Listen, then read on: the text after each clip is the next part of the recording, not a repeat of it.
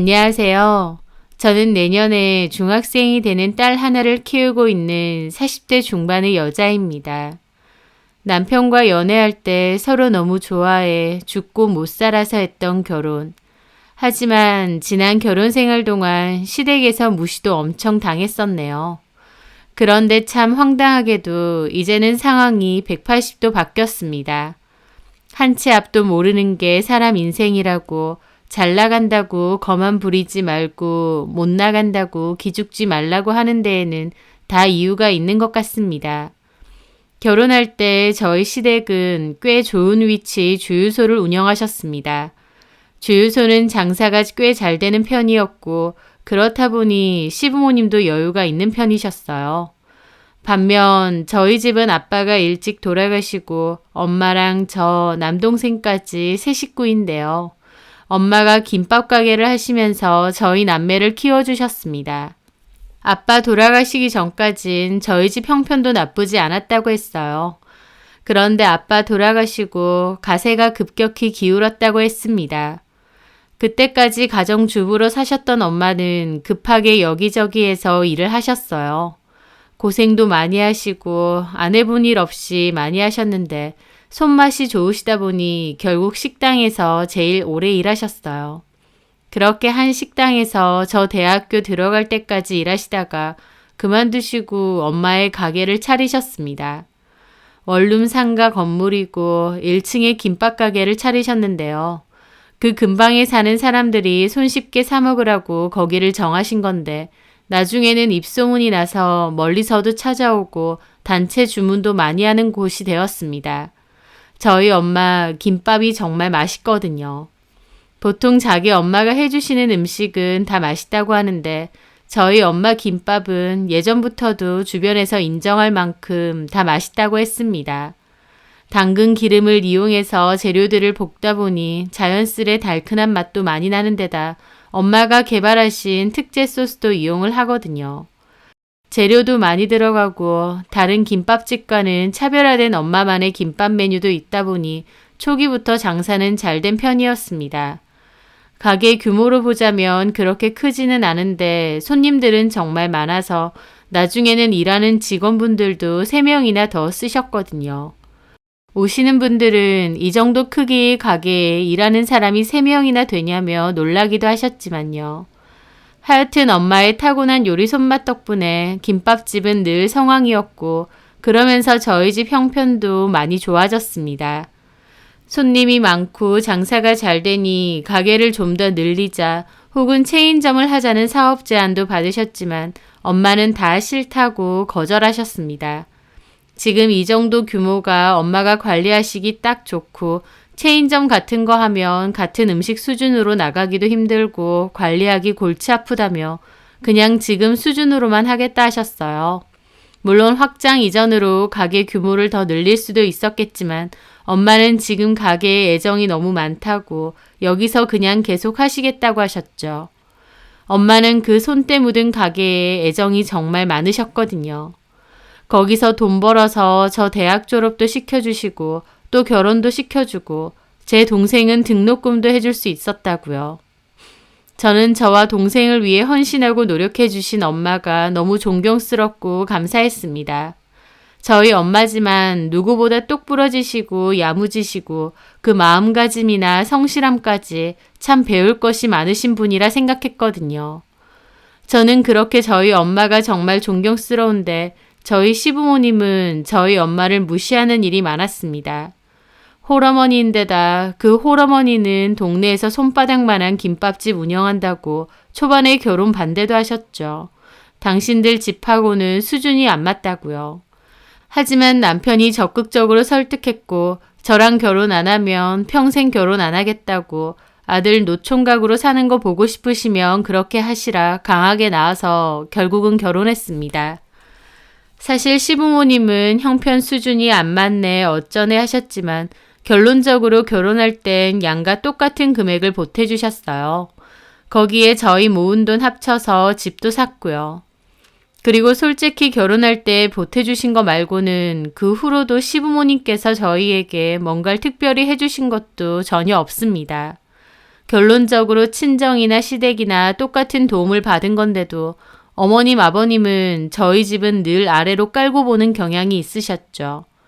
솔직히 그럴 때마다 우리 엄마 가게가 얼마나 잘 되는 줄 아느냐, 단체 주문이 얼마나 많은 줄 아느냐, 엄마 하루 매출이 얼만 줄 아느냐, 게다가 우리 엄마가 그걸 얼마나 알토란같이 잘 불리고 계신 줄 아느냐 등등 유치하지만 일일이 따지고도 싶었습니다. 하지만 제가 뭐라고 하든 시부모님은 결국 너네 엄마 동네에서 작은 김밥집하고 우리 집하고는 수준이 다르다는 생각은 변함이 없으신 것 같았죠. 시부모님이 저희 엄마를 그토록 무시하시는데 왜 저는 참고 사냐고요. 그나마 저희 남편은 시부모님하고 다르게 착하고 저한테도 한결같이 잘하는 사람이거든요. 시부모님이랑 남편이 별반 다를 것 없었으면 우리 엄마 작작 좀 무시하라고 너네 부모는 뭘 그렇게 잘났느냐고 뒤집어 엎고 진작에 이 결혼 때려쳤을지도 모릅니다. 하지만 남편이 먼저 나서서 시부모님한테 그런 식으로 말하지 말라고 따지고 저한테도 늘 진심으로 사과합니다. 그리고 남편이 중간에서 잘 막아서 저도 시댁에 자주 가는 편도 아니었고 연락도 잘 안 하기도 했어요. 제가 껄끄러워하는 걸 아니까 남편이 그런 건 자기가 알아서 하겠다며 저는 신경 쓰지 말라고 잘 했거든요. 남편 나름대로는 중간 역할로 하기는 한 겁니다. 그러니까 저도 그나마 참고 산 거죠. 그런데도 시부모님은 만날 때마다 은근슬쩍 저한테 잘 그러셨습니다. 일부러 그러시는 건가 싶기도 했을 정도로요. 남편 말로는 자기 부모님이 엄청 고생하고 사시다가 좋은 기회로 주유소를 운영하게 되었고 그게 잘 되면서 좀 거들먹거리시는 걸로 성격이 바뀌셨다고 했습니다. 그러면서 우리 부모님도 천성이 나쁜 분들은 아닌데 뒤늦게 돈이 생기고 여유가 생기면서 좀 안 좋은 쪽으로 변하신 부분들이 있다며 저한테 늘 미안하다고 하더라고요. 그래도 남편이 늘 나서서 제 편을 들어주고 저한테 미안해 했기 때문에 저도 그냥 시부모님 성격이 그러신가 보다 하고 넘어가기도 했습니다. 그러던 어느 날 어머님이 저한테 전화해서 대뜸 너네 엄마한테 김밥 주문 좀 해달라 하시는 겁니다. 어머님은 취미로 장구를 배우시는데 장구 동아리 분들하고 공연하러 가서 드실 거라면서요. 동아리 분들이 10명 정도 되고 그거 사돈한테 해달라 하셨어요. 그런데 하시는 말씀이 다른 프랜차이즈 이런 데가 더 위생적이고 좋긴 한데 그래도 사돈이니 매출 좀 올려줘야겠다 싶어서 내가 얘기하는 거다. 근데 15줄 정도 해주셔야 되는데 감당은 되시겠니? 못하겠으면 괜히 나중에 딴소리 하지 마시고 미리 말해주고 라고 하시는 겁니다. 저희 엄마 평소에 단체 주문이 얼마나 많은데 겨우 15줄 해달라 하시면서 할 수 있네 마네 무시하고 생색은 있는 대로 내시는 겁니다. 저 너무 짜증나서 어머님, 엄마한테 여쭤보니 그날은 100줄 단체 주문 예약이 이미 있어서 안 되신다네요. 다른 곳에 주문하세요. 했습니다. 그랬더니 어머님이 저보고 왜 괜히 발끈하느냐며 뻥치는 거 아니냐 하시는 겁니다. 그런 작은 김밥 가게에서 무슨 100줄이냐고요. 진짜 짜증이 절로 나더라고요. 아주 저랑 저희 엄마를 무시하는 게 습관이 되신 분이셨어요. 어머님은 평소에도 저런 소리를 잘 하셨는데 가령 외식을 가게 되면요. 저한테 자꾸 이런 거 먹어봤느냐, 처음 먹어보냐 그러시는 겁니다. 심지어 제가 먹고 맛있어서 모시고 간 건데도요. 제가 먼저 먹어보고 예약한 거라고 그런데 제가 이걸 처음 먹어봤겠냐고 말씀드리면 당신 아들 월급으로 제가 맛있는 거 먹고 다닌다며 어렵게 살더니 결혼하곤 호강했다 하십니다. 심지어 저도 직장 다니고 있고 남편과 월급 차이도 크지 않은데요. 너무 짜증나는데 거기서 입씨름 더해봤자 유치해질 것 같아 그냥 참은 적도 많죠. 하지만 저 무시하는 건 괜찮은데 저희 엄마까지 무시하니 너무 짜증나는 겁니다. 한 번은 본인이 선물 받고 안 쓰는 화장품을 저한테 주면서 저희 엄마 갖다 주시라는 겁니다. 사부인은 이런 거 안 써봤을 텐데 한번 써보라면서요. 그리고 김밥집에서 내내 김밥만 마신다고 관리도 잘 못하실 텐데 화장품이라도 좋은 거 써보라는 겁니다. 기가 막혔죠. 그 화장품 잘 알지도 못하는 데고 딱 봐도 그냥 좋은 화장품도 아니었어요. 근데 저희 엄마에게 선물 주려고 사신 것도 아니고 본인이 어디서 사은품으로 받고 안 쓰시는 거였습니다. 진짜 좋은 거면 어머님 본인이 썼겠죠. 저희 엄마를 무시해도 정도가 있지. 진짜 너무 기분 나빠서. 저희 엄마 백화점 브랜드밖에 안 쓰시는데요. 이런 거 이름도 없고 성분도 모르겠어서 못 드리겠어요. 했습니다. 그랬더니 어머님은 무슨 소리야? 이거 좋은 건데. 사도는 뭐 어디 거 쓰시는데? 그렇게 좋은 거면 어머님이 쓰시면 되잖아요. 나는 쓰는 거 있어서 그렇지. 저희 엄마도 쓰는 거 있으셔서 괜찮아요. 제가 그렇게 말하니 저보고 은근 자격지심 있는 것 같다고 하시더라고요. 당신은 좋은 뜻으로 드리자는 건데 왜 매번 발끈하냐면서요. 저희 어머님은 저희 엄마가 몇천 원짜리 김밥 그거 팔아서 입에 풀칠은 하고 살았느냐 생각하시는 겁니다. 그럴 때마다 일일이 발끈해서 따지는 것도 짜증나고 말하면서도 저까지도 유치해지는 것 같더라고요. 진짜 저희들은 그저 작은 에피소드에 불과하고요.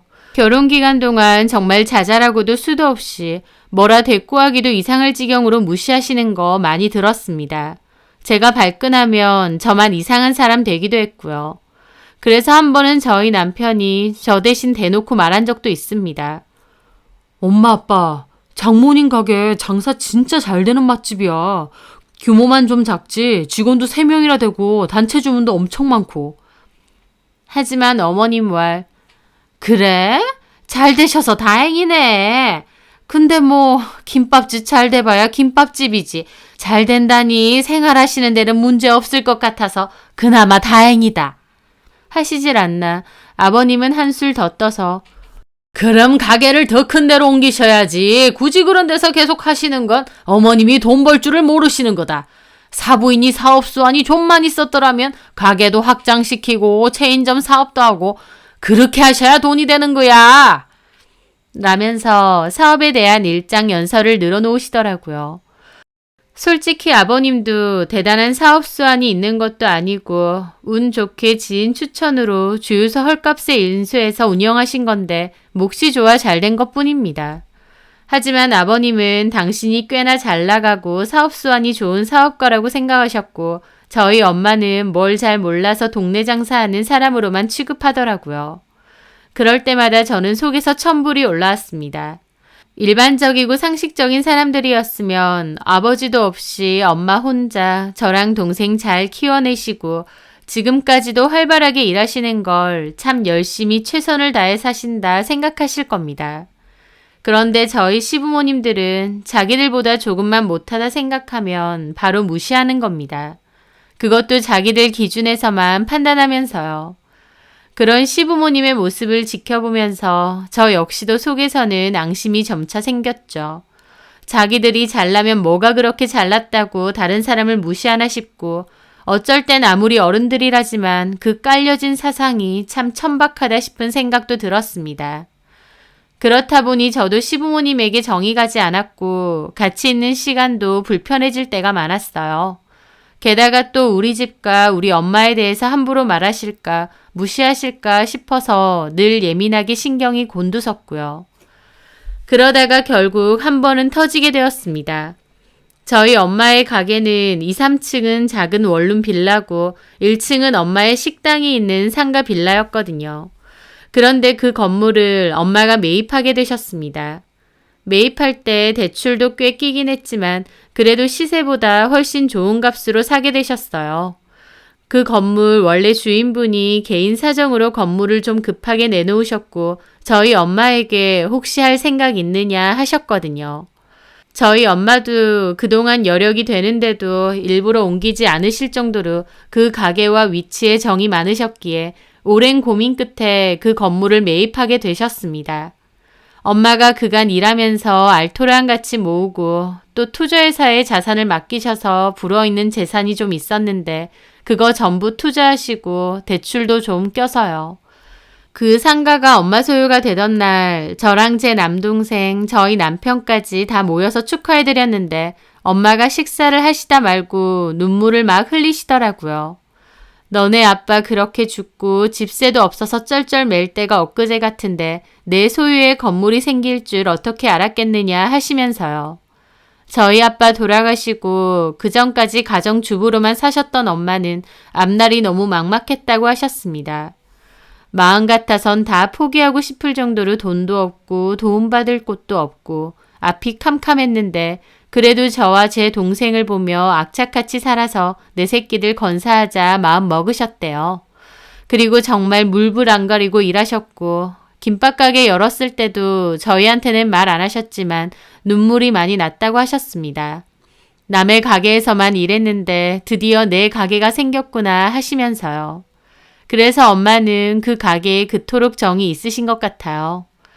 그런데 이제 엄마 앞으로 상가 건물까지 생겼으니 엄마는 너무 고맙기만 하다고 내가 참 열심히 살아왔구나 인정받는 것 같아서 뿌듯하다고 펑펑 우시더라고요.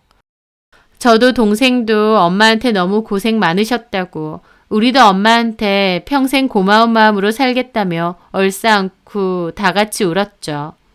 엄마는 이 건물이 내 거라니 밥 안 먹어도 배부르다는 소리를 잘하셨고 저도 남편도 엄마의 고생이 보상받는 것 같아 참 기뻤습니다. 그런데 남편이 그 얘기를 시부모님에게 전했어요. 시부모님이 자꾸 저희 엄마 무시하니 일부러 말을 전한 거였죠. 이제 장모님이 건물도 갖고 계시는데 자꾸 김밥 팔아서 풀칠이니 뭐니 그런 소리 하지 마시라고요. 엄마 아빠 장모님 이제 건물주예요. 건물주. 우리 장모님이지만 진짜 대단하신 것 같다니까요. 그러니까 앞으로 김밥 그거 팔아서 뭐 얼마나 되느냐 그런 소리 제발 좀 그만하세요. 하지만 남편의 말에 아버님은 코웃음을 치셨죠. 가게 위에 원룸 있는 낡아 빠진 그 건물을 사신 거냐? 네. 참 사돈도 보는 눈이 그렇게 없어. 그런 걸 뭐하러 사. 딱 봐도 사돈이 세상 물정 몰라 보이니까 그 전주인이 엎어씌우고 판 거구만. 아니 건물이 좋기를 하나 동네가 좋기를 하나 아무리 줘도 안 살 그런 걸 뭐가 좋다고 사셨어. 괜히 힘들게 김밥 팔아서 번 돈 날리기나 하시는 거지. 사기 전에 얘기라도 좀 하셨으면 내가 뜯어 말렸을 거다. 저 그 말에 진짜 목 뒤에서 혈압이 쫙 올라오는 겁니다. 진짜 저희 엄마와 저를 무시해도 정도가 있지 이건 진짜 아니다 싶은 거예요. 저희 엄마는 그 건물 사고 고생을 보상받은 것 같다고 펑펑 울기까지 하셨는데 잘 알지도 못하면서 저런 식으로 말하시는데 진짜 시부모님이고 뭐고 눈앞에 불꽃이 튀더라고요. 여태까지 저도 시부모님이고 어른이시라 참고 또 참았는데 도저히 못 참겠다 싶고요. 아버지 진짜 왜 그러세요? 너는 왜 난리야? 너네 아버지가 틀린 말 했니?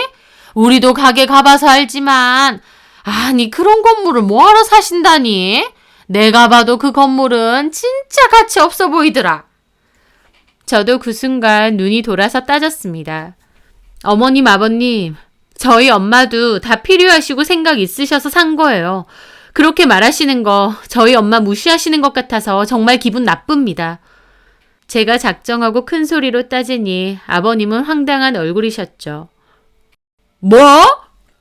제 시부모한테 눈 동그랗게 뜨고 말하는 것 봐. 우리는 걱정돼서 하는 소리 아니야. 사돈이 쓸데없는 건물을 사신 것 같으니까. 내 말이 그 말이다. 사돈이 그 좁아 터진 김밥집에서 김밥만 말다 보니 세상 물정 모르는 것 같아서 걱정돼서 한 소린데 그걸 그렇게 받아들여? 제 욕하시는 건 참을 수 있는데요. 저희 엄마 무시하시는 건 이제는 못 참겠습니다.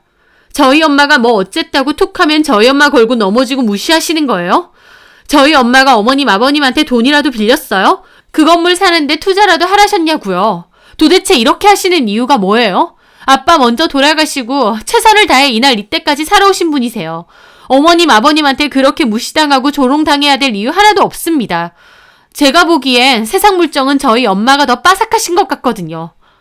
저도 울분에 차서 외쳤습니다. 말할수록 엄마한테도 너무 미안하고 속에서 맺힌 한이 터지는 것 같았죠. 하지만 그러든가 말든가 어머님 아버님은 제가 따지고 대든다며 더 화를 내셨어요. 너 이게 뭐 하는 태도야? 너 기분 나쁘다고 시부모한테 이렇게 소리 질러도 돼? 우리가 뭔 소리를 했다고 이유난을 떠는데? 아주 며느리 무서워서 뭐 말을 못하겠다. 다 같은 가족이니까 염려돼서 하는 소리 같고 저렇게 파들파들. 제가 오죽하면 이럴까요? 그리고 염려하시는 거 아니잖아요. 처음부터 저희 엄마 무시하셨고 저희 엄마가 아무리 잘 돼도 그냥 계속 무시하고 싶으신 거잖아요. 저 울면서 따졌고 남편도 저한테 진정하라고 말리더라고요. 제가 너무 흥분해서 과호흡이 올 지경이었거든요. 저는 남편도 뿌리치고 방에서 자고 있던 저희 아이 깨워서 챙겼습니다.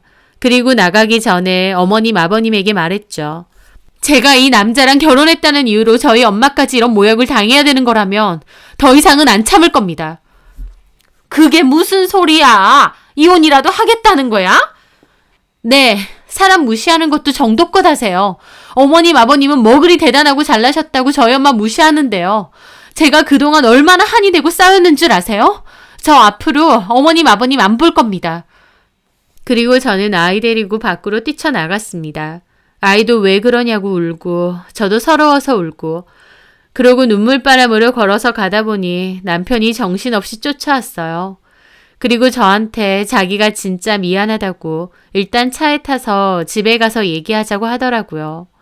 저는 남편도 꼴 보기 싫어서 너네 집 그냥 가라고 했는데 아이가 울어서 결국 같이 차 타고 집으로 왔습니다. 그날 밤 남편은 자기가 미안하다고 자기 부모님이지만 왜 저러시는지 모르겠다고 제 말대로 앞으로 부모님은 안 보고 살아도 된다고 했습니다. 저는 아무 말도 안 했어요. 그때는 남편 얼굴도 보기 싫었거든요. 하지만 남편은 진짜 안 봐도 되고 필요한 일 있으면 자기만 가면 된다고 진심으로 사과했습니다. 남편이 잘못한 것도 아니고 저도 비록 울고불고 하긴 했지만 그래도 하고 싶은 말 다 쏟아내고 나왔으니 그 정도 했으면 됐다 싶기도 했어요. 그래서 남편 말대로 이제 시부모님 안 보기로 했고 필요한 일 있으면 남편하고 딸만 시댁에 가기로 했습니다. 그렇게 2년 가까이 아예 왕래도 연락도 없이 지냈어요. 처음에는 제가 진짜 안 오니까 엄청 괘씸하게 여기시고 며느리가 상전이냐고 막 그러셨대요. 근데 남편도 제 욕하면 자기도 이 집에 안 온다 그러고 오죽하면 제가 그랬겠느냐고 제 역성 들고 그랬대요. 여튼 제 입장에선 시부모님 아예 안 보고 사니 속 편하더라고요. 저희 엄마는 그래도 시부모님인데 이렇게 안 보고 살아도 되느냐 걱정하셨지만 저는 다 자초하신 일이라고 지렁이도 밟으면 꿈틀하는 법인데 진짜 해도 너무하셨다고 그랬죠. 어쨌든 그렇게 시댁과는 왕래를 끊고 지냈고 남편도 어지간해선 시부모님 얘기를 저한테 전하지 않았습니다. 그런데 시부모님 얘기를 안 하고 살아서 몰랐는데 어느 날 남편이 그러는 겁니다. 실은 아버님이 사기를 크게 당했고 그 일로 지금 집이 난리라고요. 깜짝 놀라서 그게 뭔 소리냐 물었더니 아버님 아는 지인분으로부터 투자 권유를 받아서 좀 무리하게 투자를 하셨는데 그게 사기였다고 했습니다. 단순히 투자만 하신 게 아니라 아버님 앞으로 추가 대출까지 받은 거라서 문제가 더 크다고 했죠. 그 일로 시댁은 뒤집어졌고 남편도 부모님 걱정에 잠을 잘 못 이룰 정도였어요. 아무리 인연 끊었다지만 그래도 시부모님인데 저도 걱정이 되더라고요. 아버님도 그 일을 해결하려고 경찰서며 법원이며 엄청 다니셨다는데 결론적으로 말하자면 결국 주유소랑 집까지 팔아서 그 큰 빚을 정리했다고 했습니다. 아버님도 피해자지만 어쨌든 아버님 이름으로 대출받고 명의 빌려준 부분 때문에 빚 정리 못하면 아버님까지 엮여서 공범이 될 수도 있는 상황이었다고 들었거든요. 빚은 가까스로 정리가 됐지만 어머님 아버님은 그 길로 파산을 했고 집도 팔았기에 살 집까지 막막해진 상황이 된 겁니다. 보통 부자들은 망해도 먹고 살 돈이 있다고도 하는데 저희 시부모님은 따로 있는 재산도 없으셨어요. 주유소가 꾸준히 잘 됐고 집도 있다 보니 따로 재산이 될 만한 것을 마련해 놓으신 것도 없으셨다 하고요. 그렇게 다른 사람한테는 현명하게 처신해라 잔소리 하셔놓고 정작 어머님 아버님은 이럴 때 욕이 나게 쓸 대책 하나 없는 상황이었다는 게 황당하더라고요. 그래도 아무리 미웠던 시부모님이라고 해도 그렇게까지 대책 없이 망해버리니까 저도 눈앞이 컴컴해졌습니다. 어쨌든 미우나 고우나 이혼하지 않은 이상 저희 시부모님이고 가족이긴 하니까요. 그런데 거기서 끝이 아니었습니다. 엎친 데 덮친 격으로 원래 사시던 집 팔고 훨씬 작고 오래된 집 전세로 옮기기로 했는데 그것도 계약 사기 비스무리하게 당하셔서 계약금도 날리고 그 집에도 결국 못 들어가게 되신 거예요. 원래 있던 집도 팔았는데 그 집까지 못 들어가게 되었으니 한순간 살 곳까지 없어지신 셈이었죠. 결국 저희 집으로 오실 수밖에 없는 상황이 되었습니다. 하지만 시부모님과 저도 틀어질 대로 틀어졌다 보니 그 상황이 너무 껄끄러울 수밖에 없었습니다. 그래도 어쩌겠어요. 당장 가실 데가 없게 됐는데 시부모님을 노숙하라고 할 순 없잖아요. 결국 저희 집으로 임시로 모시게 되었고 남편과 제가 지금 집을 담보로 대출받아서 급하게 다른 집이라도 찾아보자고 하게 되었습니다. 그렇게 기세등등하게 저 무시하던 시부모님은 쫄딱 망해서는 우리가 어쩌다 이렇게 됐느냐 맨날 신세한탄하셨고 기도 팍 죽으셨죠. 저도 이미 저렇게 기죽으셨는데 저까지 나서고 싶지는 않아서 암소리 안 했습니다. 하지만 같이 살기엔 서로 껄끄럽고 불편한 건 사실이었습니다. 그러다가 저희 엄마가 제 얘기를 듣고 우리 건물에 집 하나가 나갔다고 거기 들어와서 사시는 게 어떻겠느냐 하신 겁니다. 집세도 안 받는다고요. 원룸이라고는 하지만 주방 겸 싱크대가 있는 공간하고 가벽 같은 벽을 중간에 두고 방도 따로 있었다 보니 엄청 작은 구조는 아니었어요. 물론 어머님, 아버님 원래 사시던 넓고 좋은 집하고는 비교도 안 되겠지만 그래도 두 분 사실 거니까 한동안은 지내실만 할 것 같았습니다. 시부모님도 저보기에 민망하고 부끄러운 건 똑같으셨는지 거기서 살겠다고 하셨고요. 그 사이에 마음고생도 많이 하시고 생각도 좀 달라지신 것 같기도 했습니다. 아버님은 사부인께 감사하다고 전해달라고 우리가 얼른 다시 자리 잡아서 빨리 나가주겠다고 하셨어요. 아버님은 그때까지도 어떻게든 그 사기꾼을 잡아서 다시 주유소와 집을 되찾을 수 있을 거라 생각하셨거든요. 하지만 그건 거의 불가능한 일이었습니다. 어머님도 결코 예전으로 돌아갈 수 없다는 사실을 깨닫고 한동안은 충격으로 누워만 지내실 정도로요. 어머님이나 아버님이나 현실을 받아들이시기까지 반년 가까운 시간이 흐르셨던 것 같아요. 그 뒤에는 회복을 좀 하시고 현실을 겨우 깨달으신 것 같았습니다. 저희 집이라고 마냥 도와드릴 수 있는 상황도 아니었기에 어머님, 아버님도 일을 하셔야 했습니다. 아버님은 아시는 분 공장에 일을 도와주러 가셨고 어머님도 일을 좀 찾아보셨지만 나이도 있으시고 집에만 내내 계셨다 보니 쉽지가 않았습니다. 그러다가 저희 엄마한테 혹시 김밥집에 자리 있으면 같이 좀 하면 안 되겠느냐 하셨대요. 저희 엄마는 흔쾌히 그러자고 하셨다고요. 그 상황이 되니 저는 참 인생이라는 게 한 치 앞도 모른다는 말이 맞는 말이구나 싶더라고요. 그렇게 저희 엄마 구멍가게 같은 김밥 장사한다고 김밥 팔아서 풀칠이나 하느냐며 무시하셨는데 결국 시부모님 두 분 다 저희 엄마 건물에서 세도 못 내고 신세지며 사시고 심지어 저희 엄마 김밥집에서 어머님은 일까지 하시게 되었으니 말입니다. 솔직한 말로 그렇게 거들먹거리시더니 쌤통이다 싶은 마음도 없지 않아 있었지만 저희 남편도 너무 마음고생이 심했고 시부모님도 주눅 들어 있으신 모습 보니 마음이 좋지만은 않더라고요. 저희 엄마 무시하고 잘난 척하지 않으셨더라면 시부모님이나 저나 이렇게 껄끄럽지도 않았을 텐데 이렇게 될 줄은 꿈에도 모르셨겠죠. 한참이 지난 뒤에야 저한테 그때 미안했다고 이렇게 사부인에게 빚지면서 살 줄은 꿈에도 몰랐다며 저나 사부인에게 진심으로 고맙고 미안하다고 하시더라고요.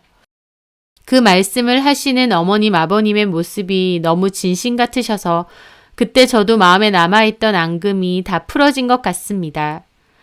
그래서 그 이후로는 조금씩 다시 왕래하면서 지내는데 예전과는 비교도 안 되게 사이도 많이 좋아졌어요. 어머님, 아버님도 많이 달라지셨고요. 예전엔 정말 얼굴도 뵙기 싫을 정도로 얄밉고 싫었었는데 이제는 어머님, 아버님의 상황이 좀 나아지셨으면 하는 마음이 더 큽니다. 잘 나가는 주유소 운영하면서 사장님, 사모님 소리 들으시던 우리 시부모님. 이제는 사돈네 건물에 있는 원룸에서 새도 없이 살면서 사돈네 가게에서 일하시며 살게 되었는데요. 어머님, 아버님도 그 일로 깨달으신 것도 많으신 것 같습니다. 그런 거 보면 내가 당장 잘났다고 남 무시해서도 안 되고 내가 남보다 못나 보인다고 기죽고 의기소침할 필요도 없는 것 같아요. 인생이라는 게 정말 어떻게 될지 모르는 거고 겸손하게 사람들에게 인심 잃지 않고 살아가야 나중에도 그 덕을 보는 게 아닌가 싶네요. 제 사연 들어주셔서 감사합니다.